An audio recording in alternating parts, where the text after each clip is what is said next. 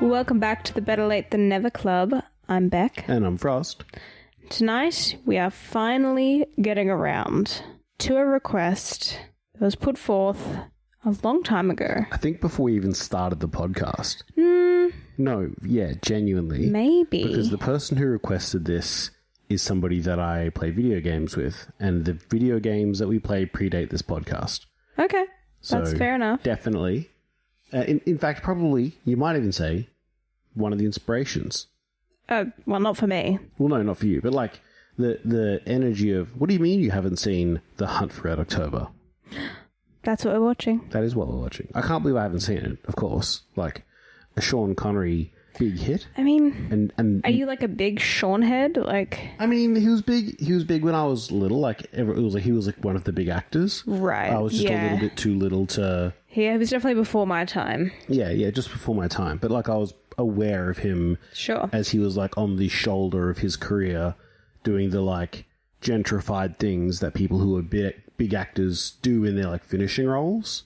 Do you know what I mean? Like, where they're no longer the leading man, but everyone's like, oh, that's Sean Connery. He's bringing big game to this film, even though he's, like, small role or whatever.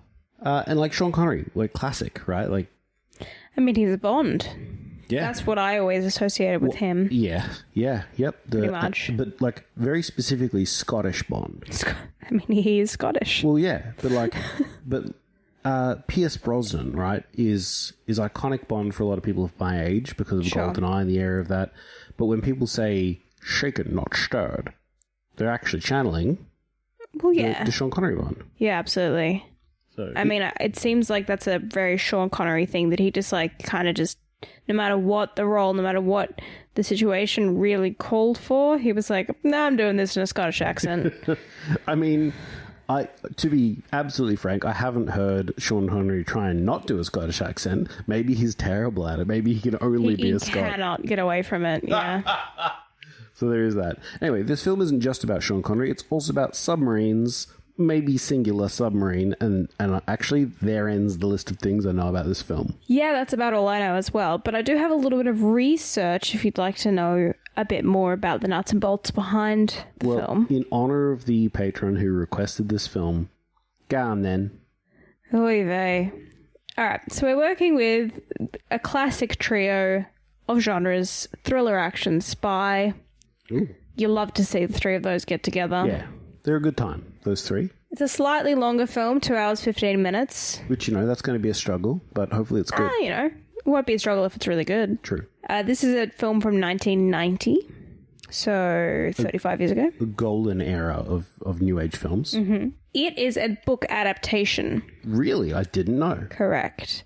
A Tom Clancy book adaptation. You know how I feel about Tom film Clancy. adaptation of a book. Yeah. Do I? I guess I do. So he wrote this in 1984, so pretty quick turnaround. Yeah. 6 years later to be made into a film. It was a best-selling novel, so no wonder they picked it up toot sweet. Yep. And it is the first installment of the film series with the protagonist Jack Ryan. Is it really? There Yeah. you go.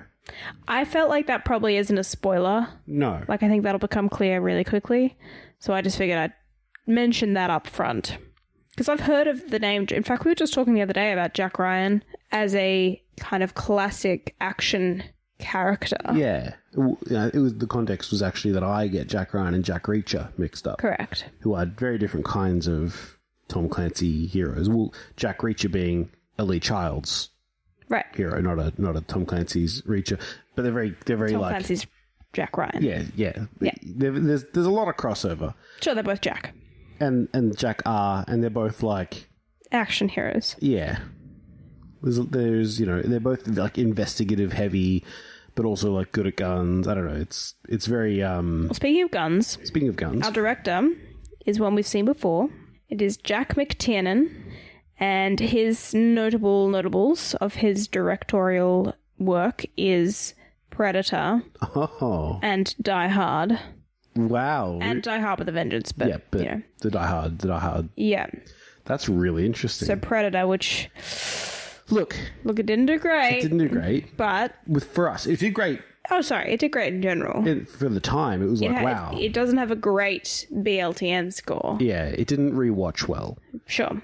But that said, you know, Die Hard does. That's true. So if this is on the scale, who knows? Yeah, well, clearly, I mean, it's action, so I'm expecting good things. You know, he's got action. It's got chops, for sure. Yeah, absolutely. It did well in general. It's a fairly high-rated film. We're not talking like Godfather level, but we're talking like in the 80% somewhere. Yeah. It box officed, like, it had a budget of 30 million and worldwide made 200 million, so it did pretty well. That's pretty good.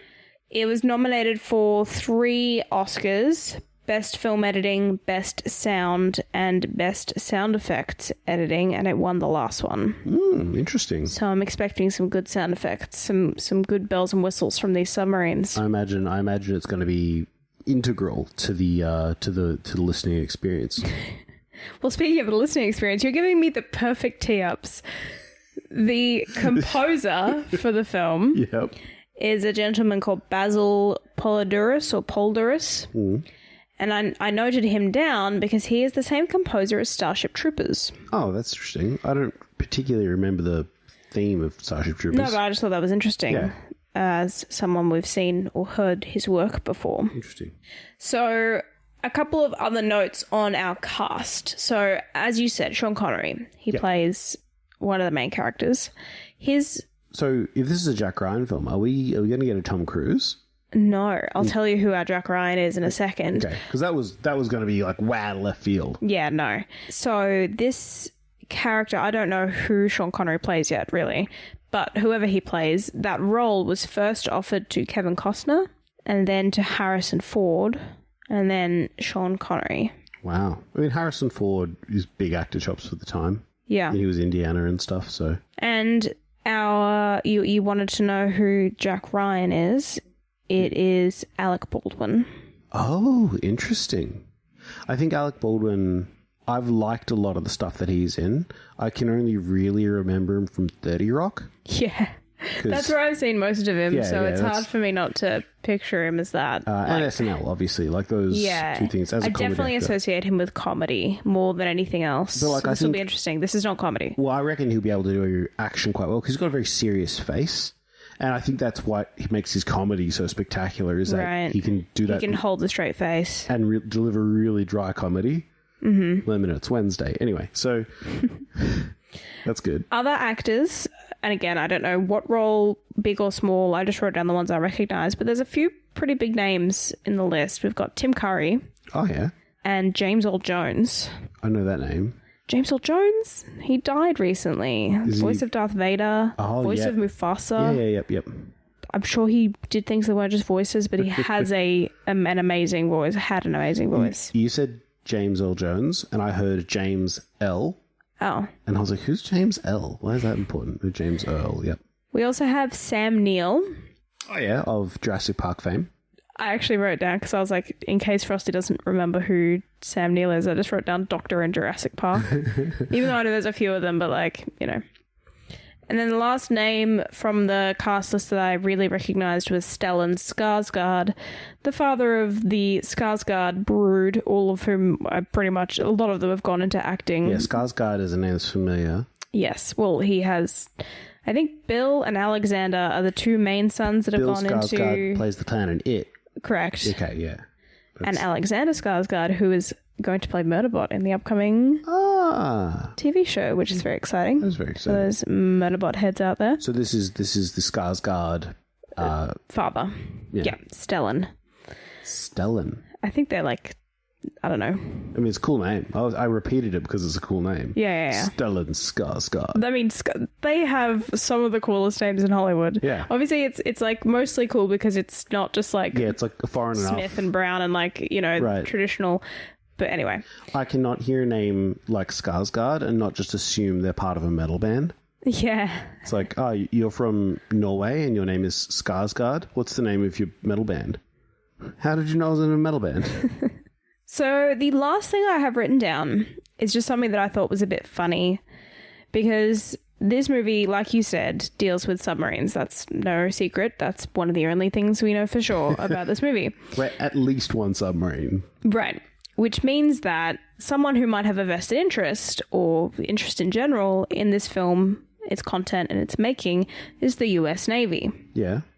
So the US Navy were fearful originally that the making of the film would reveal top secret information or technology based on, like, you know, the filming of, like, the getting accurate, if they made it really accurate based on the internals, I guess, of submarines. However, I guess what they cared about more than their fears related to top secret security was that there were some admirals who quite liked Clancy's book and reasoned that the film could do for submariners what Top Gun did for the Navy's jet fighter pilots. 100%.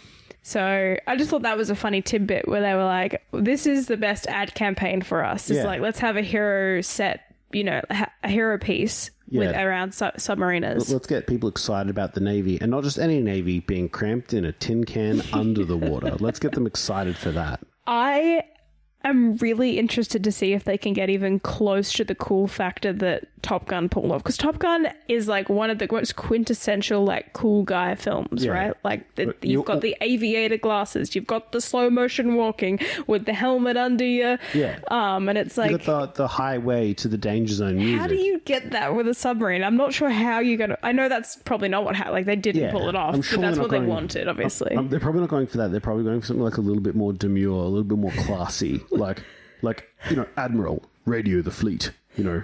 Do you know what I mean? Like the people in the boats up on the surface. Mindful. Anyway, that's all I have written down. Well, this is a long film, so shall we get right into it? We should get cracking, as should you, dear listener, if you're going to watch alongside us. Yeah, watch time is 2 hours and 15 minutes. I'm sure some of that is credits, but... Grab your popcorn. Get comfortable. And let's watch The Hunt for Red October. First, we find ourselves aboard the Red October, a new and top-of-the-line Russian submarine, captained by Marco Ramish. Ramish directs his crew towards America, secretly intent on defecting to the US.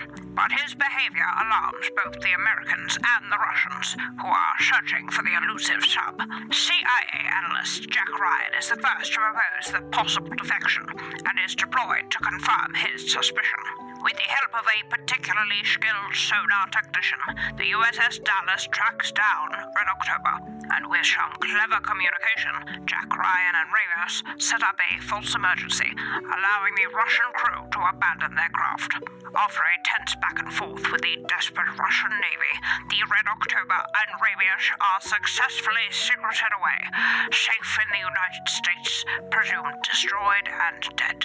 Here's some deeper thoughts on the matter. Something I realised is that I don't know, or I didn't know rather, how fast submarines can go. They go pretty fast, apparently. Well, I mean, like, I guess we're watching a movie about a book. And so they're probably pretty... I had a quick look over the differences from the book section of the wiki, and it was pretty mundane stuff, not like technical stuff. Well, I guess, let me rephrase. A Tom Clancy novel might be taking liberties with the flank speed of an attack submarine. Right. Maybe. But that was pretty interesting. I didn't know that they could be so maneuverable, you know what I mean? Like the way that they were doing all of those... I mean, maybe some of those maneuvers wouldn't work. Yeah. Who knows, but... I don't know. The first thing about actual submarining, I've only played video games. But, like, I did like the attention to detail with the active and the passive sonar, and it was mostly about, you know, this sonar operator Jones just being real darn good at his job. Yeah, I think my favourite characters was Jones, and then also the captain of the Dallas. He was really good. Yeah, yeah. Because he had just that right amount of, like, you've got to be kidding me energy. Yeah. In response to Jack Ryan. But then, like, all right, I guess we're doing this. And then, you know, he had good energy. Yeah, that was a good... I didn't recognize that actor, but he was certainly perfect for the role. That was really, really good. The whole thing... I think my favourite part about this novel is, like, the Red October, she's meant to be this completely silent... untraceable, untrackable. Right. She's going to sneak right up on the American coast and we can listen to him play rock and roll. And as soon as the thing is out of the strait between Alaska and Iceland or wherever it launched from, there's an American... Jones is like, I'm onto you. Yeah. We're going to chase this earthquake, Captain. And the captain's like, I'm here for it. And then when they showed the shots of it, like, literally in the cavitation of the other submarine, it's like... so funny. It's like those videos you watch of somebody walking down the sidewalk and somebody's like walking in their footsteps, like way too close to them. Oh, gosh. So, you know. This movie definitely has elements of like American exceptionalism. Yes. But Oh, yes. not so well covered up. You know, it's pretty clear. It's not subtle at all. No. Every American is the good guy, and all of those letters are capital. Pretty much, yeah. You know, they're all suspicious, but also willing to give him a fair go. Heroic. Yeah, heroic. Even the politician who self-describes as smarmy, which politicians these days, they don't. But No. we all know they are. He's like keeping a straight face whilst talking to the ambassador. Funny. That last line of, you lost another submarine? Very funny. Gosh, it was good. It did feel like a 2-hour film, but that's because like the copy that we had, we were playing through, because you can't get it anywhere. Basically, we didn't have. We had subs turned off, and then There's Russian. And there's Russian. So you need the subs on, but like the player wasn't playing it properly, so it was like real jolty. Yeah, it was a bit of a struggle, but that's the 30-year-old film of it all. Yeah, it's not. It's too recent to be baked in, but it's too old. Wait, too. But what did they do in cinemas? I think they just they must have subbed it. I don't actually know how subs work in a if you're doing a cinema reel. Like, do you have a sub projector separate to I don't know. Yeah, I don't actually know. But you did need it for some pretty specific points. Certainly. Otherwise, you miss some. I mean, it's not like the end of the world. Yeah. But especially that bit at the beginning. I mean, they switched to English pretty quickly. Yeah. But I guess there's enough Russian that's subbed at the start that gives you an idea that Sam Neill's character, I think Captain Borochov, not Captain Vasily. Borochov, sorry, first mate Vasily, Yeah. and the captain are obviously they have something going on. They've got a good working relationship, and then the fact that it's a political officer, which is like a minister effectively, or an enforcement of the civilian agency that is. Russia, The USSR. Mother Russia. So, the admiral and the captain have to defer to the politic. Yeah. So, but then, he fucking kills the guy straight away, and that really... That really turns the tides. Yeah, that really sort of sets we've got, a whole situation's about to unfold. Yeah. So that was really good. I think, honestly, something I've started thinking about 3/4 of the way through, which is usually when I start to get my thoughts and feelings together about a film... Yep. Is that most of the elements were pretty mid, but I really enjoyed the story. Yes. The story was good and interesting and kept me on the hook. Yep. There was twists and turns I didn't necessarily see coming, issues I didn't know how they were going to solve, so I wanted to see what creative way they were going to do it. Yep. So that was honestly the driving thing for me that kept me thinking this is a good film. The acting was fine. Yeah. There was some some good moments, but not blew me away acting. I mean, a lot of the there was extra characters in this movie, which were the ships, right? Which were the submarines, Right. It's all good for the Dallas was its own thing. Mm-hmm. I don't know. I agree with you, but there wasn't a lot of room for acting. Well, I did think Sam Neill did a good job. Yes. Because he had an interesting... something I thought was quite interesting was the way that both, I guess technically, Sean Connery and Sam Neill, they had to sort of be these actors within an act. They had to be acting within their acting. Yeah. Because they've got this whole subterfuge going on about faking the radiation, about whatever, you know. Yeah, they're trying to display a narrative. So I thought that was interesting. Yeah. I liked that there were a lot of Chekhov's gun moments. Yeah. They talk about the Crazy Ivan, and then later on it comes up Did a you little do the bit Crazy later. Ivan? Yeah. Yeah. And then they talk about not setting your torpedoes to safeties off because you're just as likely to shoot yourself with the way torpedoes work. And then sure enough, I honestly feel like I know a lot more about submarines now. Not obviously everything, but just sort of a little bit about how they maneuver and what can give them away and what, It definitely did a good job of, as somebody who only knows anything about video game submarines, it made me feel like it was explaining to me through show and tell how submarine naval combat might work if I was Tom Clancy and I was writing a book about it. Right. It was definitely user-friendly Yeah. submarine culture. Let's not get too in the weeds. Yeah. And like the fact that this, one captain knows that the other captain's sonar operator is listening for him to open his torpedo hatches. So he knows if he opens his torpedo hatches, they're going to hear that. Signals something, yeah. Right. And Everything is communication. Right. And it's Very interesting. And it's also like, they're just hearing a noise. And it's like, well, we've heard that noise before. It's a hatch opening. Oh, it's crazy. That's what's really crazy about this whole thing. I mean, it just makes me so... I spent the first Frostkinner test maybe 20 minutes getting over my... I have a fear of like big things in water, especially deep water. And the sound effects of the thrumming engines in the water were like pretty big. It was just kind of getting under my nerve centers into my fear habits.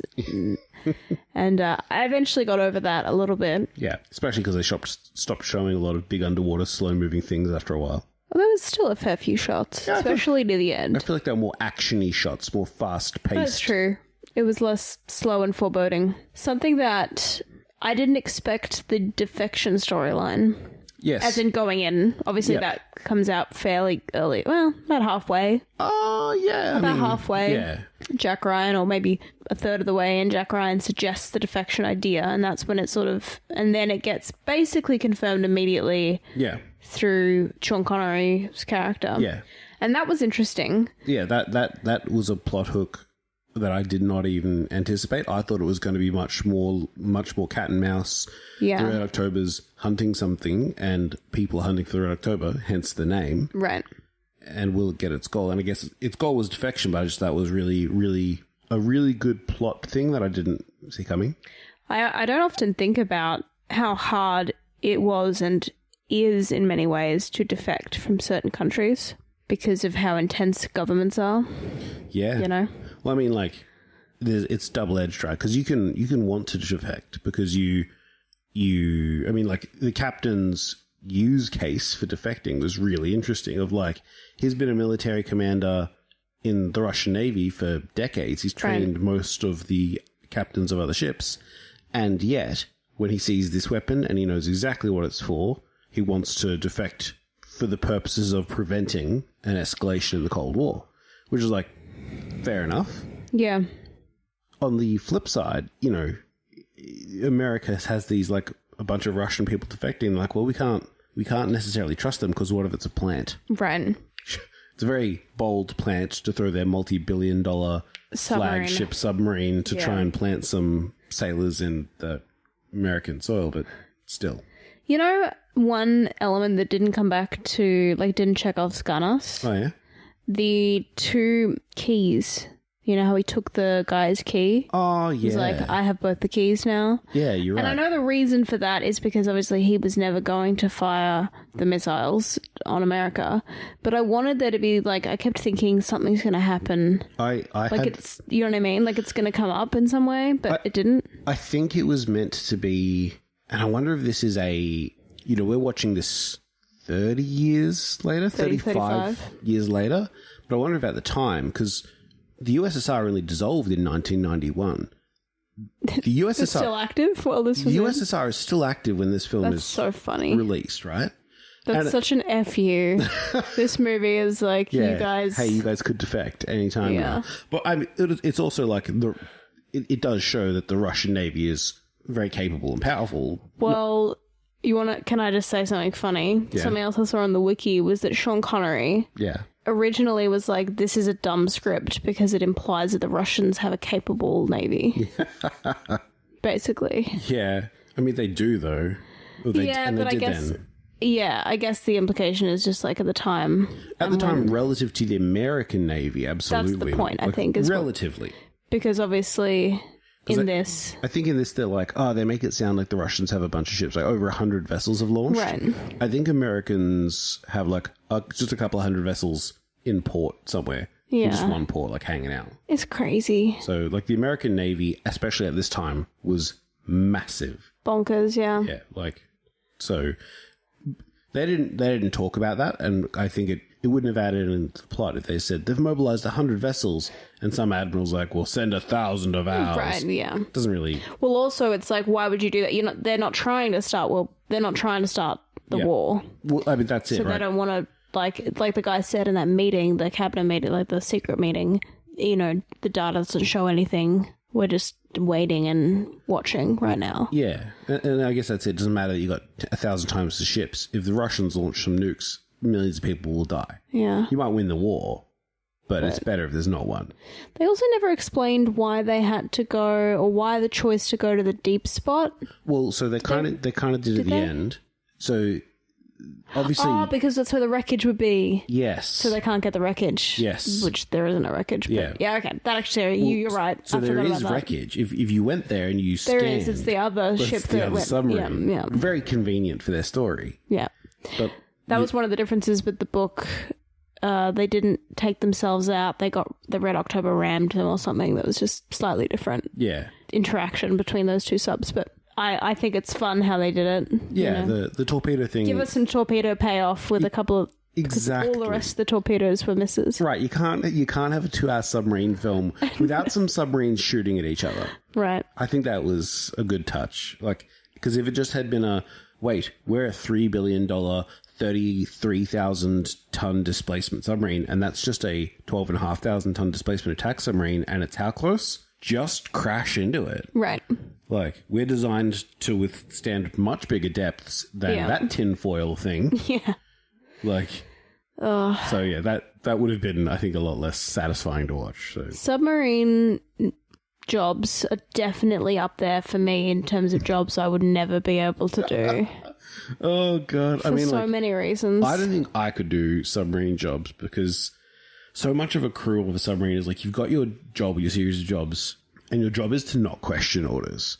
Well, that's a lot of the military, to be honest. I don't think I could do. It doesn't really matter if it's that or aviation. There is some, basically, the further up you go, the less people you're yes-sirring to. But I mean, to get there, you have to have yes-sirred to That's somebody. what I'm saying. So, eventually you might be able to be giving more orders than taking them, but still, it's a lot. Yeah, what I was saying is about the 2 keys thing. Oh, yeah. So the 2 keys, I think, gives a lot of credence to the fact that he might be renegade and looking to start World War III. That's true. Because they leave the circumstances of his wife's death a mystery. You know, did she die as a result of... It seemed like an accident, and I say that in quotation marks, because everyone's apologizing she died young. Yeah, well, I mean, like, you would apologize, because it had only been a year since her death. Yeah. I say only, but I mean, like... But she was young, or, probably... So, the implication is that something... Yeah, not of natural causes. Not of natural causes, yeah. But not necessarily an accident. It might have been as a result of KGB activities. Do you know what I mean? I said accident in quotation marks. Oh, yeah. She jumped out, fell out a window. Yeah. I don't mean an actual accident. I mean, that's how they sold it to him, and he obviously didn't believe. That's that's how I think it was. But because they don't say what it is, maybe she was actually killed in an American conflict. Or whatever the circumstances may be, and we don't know. And that could drive a man who has access to a multi-billion-dollar nuclear-capable ICBM submarine to take out New York. To just go to New York and launch some missiles up and down the coast for funsies. It really is crazy to remember the fact that there's just so many weapons out there. I mean, bombs and missiles and... You know what I mean? I know, kind of the reasons why people don't just, it's mutually assured destruction, right? That's, the thing we always say. I always be saying that. Yeah, I mean, I've heard you say it on the daily. But, part of me is well, that's comforting in a sense, because, it's kind of it's either on or it's all off. It's on or it's all off. You know what I mean, though? Here first, folks. War strategy between China, Russia, and the US. It's on or it's all off. That's a direct quote, I'm sure, from a meeting somewhere. But the point is, I guess it is. I can't think about it too much. Yeah, I mean, you can't. Because it does kind of there's a bunch of old people with the ability to turn the key to destroy the planet. That's just send them all to Florida. Well, not with the keys. Oh gosh, yeah, you can't think about it too much because it's a pretty depressing thought. Yeah. Just what do you do? Can't do anything about it. Don't think about it. I thought the music was good. Yeah. Very thematic, very good tension building, tension maintaining, good sound overall. I can see why it won best sound effects editing Surprised it didn't win Best Sound overall, but I'm sure it had tough competition. Yeah, I don't know what. So I thought the sound was good. Yeah, I mean, so much of submarine combat is It's sound important. sound based. Yeah. it was all. Very But I mean, even like the music, a lot like the Russian interludes to like yeah, drive home the kind of nationalism aspect of it that was blanketing the vibe of the Red October. yeah, that was all very good. I thought the setting was really good as well, like as in the set pieces. Yeah. They use like 6 huge sound stages apparently. Oh, really? Yeah. Do you know if they did any of the filming on actual submarines? I don't think so. Yeah, interesting. Because like that's fair enough. I can see the U.S. military wanting to have a shot of It's also just dangerous, right? Like it's like you're not sending they're filming with actors. Yeah. So like it's a lot to try and also to get all the film like equipment down there. Yeah. They're already tight spaces. Yeah. Like I imagine the spaces that got shown to us on the sound stages were a little bit more spacey probably just for the shooting. Like you gotta have room to have 12 people in the con, then you need to be able to see them all on camera.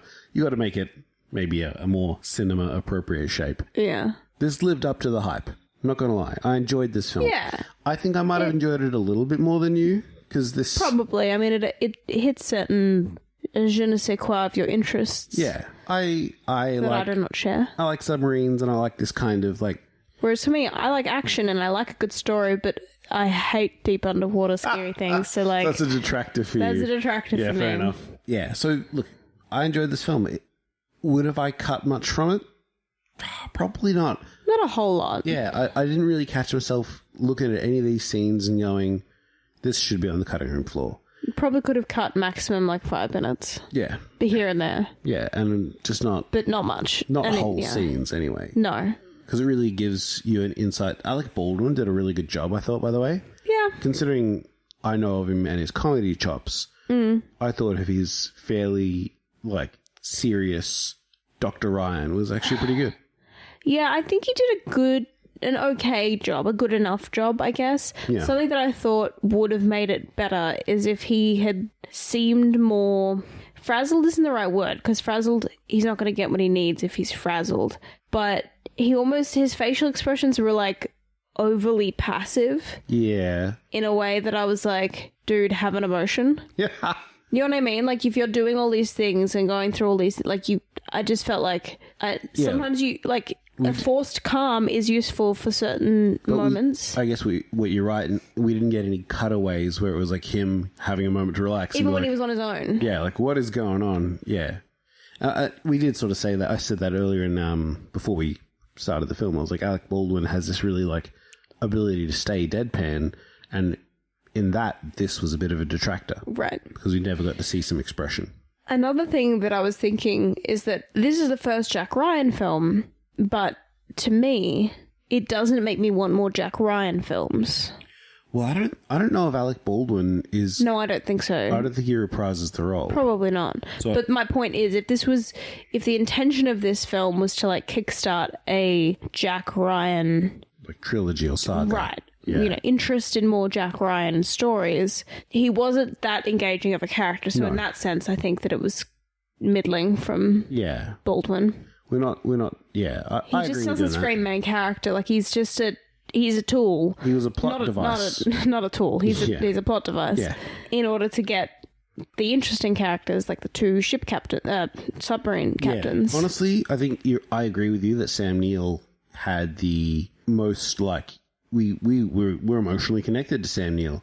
I was sad when Vasily got shot. Yeah, it was no Spoiler good. alert. It was it was rough. And of course, Sean Connery did an exceptional job At being Sean Connery. at being Sean Connery. Correct. Through and through. Loved every minute of it. You know, yeah. If they had tried to do another Jack Ryan with Baldwin, I don't think it would have fared as well. Probably But not. I think the idea in Tom Clancy's Jack Ryan books is it's not always like it's not an Alex Cross novel. Sure. Where it's always Alex Cross, and he's got 27 novels of trauma, and in the 28th Alex Cross novel, other stuff happens. Jack Ryan is like this NSA, CIA, Mary Jane Right. for that novel. Sure. Is my understanding of. I mean, I haven't read a single Jack Ryan book. I've so never I'm read- I don't- totally speaking from zero knowledge here. I don't think I've actually read a Tom Clancy novel. Neither have I. I've just experienced some Tom Clancy media of other forms. How about we rate this film? I think I'm ready to rate this film. My rating for The Hunt for Red October is 7.7 Crazy Ivans. Well, that's a good one. I enjoyed this film a lot. It wasn't what I expected, but in like a pleasant way. Like I was like, oh, that's nice, and I enjoyed all aspects of it. I'm going to give this an 8.5. You lost another submarines out of 10.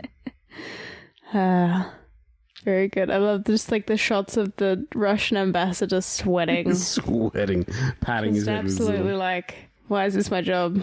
Yeah, getting lied to by the party, having to spin that lie to a different lie to this Secretary of Defense so I can talk to the president about getting the Americans to shoot down this sub we lost. Oh, gosh.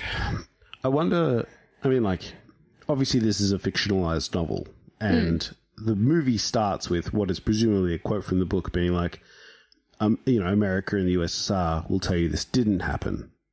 Right. And then proceeds to have this plot. But obviously the Cold War happened and stuff like this. And there is that story of the Russian nuclear-armed submarine who had orders, effectively something like to launch nukes if they didn't get any orders, because that would indicate that Moscow's gone dark and they can't get their orders, therefore they should launch their nukes at America, blah, blah, blah. But a Russian officer refused to turn the key to arm the missiles. I've heard that story, yeah. So, I've butchered it. I've absolutely butchered You have, it's fine. But that's a real thing that happened. Right. And I wonder if there is... like, killed for insubordination? I don't know.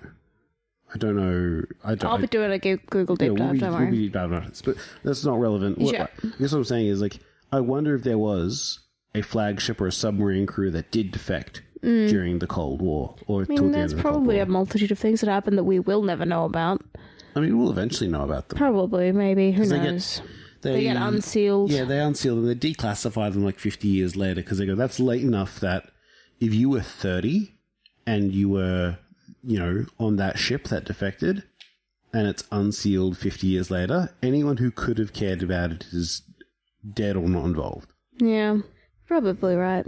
So that's why they unsealed a bunch of stuff about like JFK. Yeah, but they didn't actually unseal that much. Yeah, but I mean... Most of it was still redacted. They unredacted like 4 lines. Like literally though. 4 extra like lines. Literally like very little. And stuff that people kind of already knew. Yeah.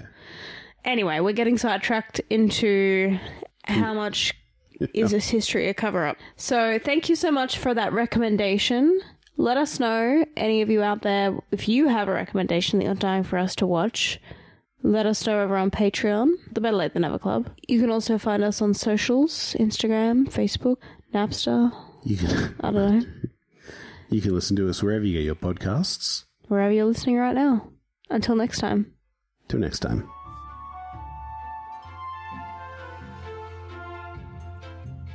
This episode of the Better Late Than Never Club is brought to you by our patrons. Alex, Christopher, Lindy, Matthew, Nathan, and Rachel. And also our members, Aimless, Andrew, Raina, Salty Pond, and Simon. Thank you for listening.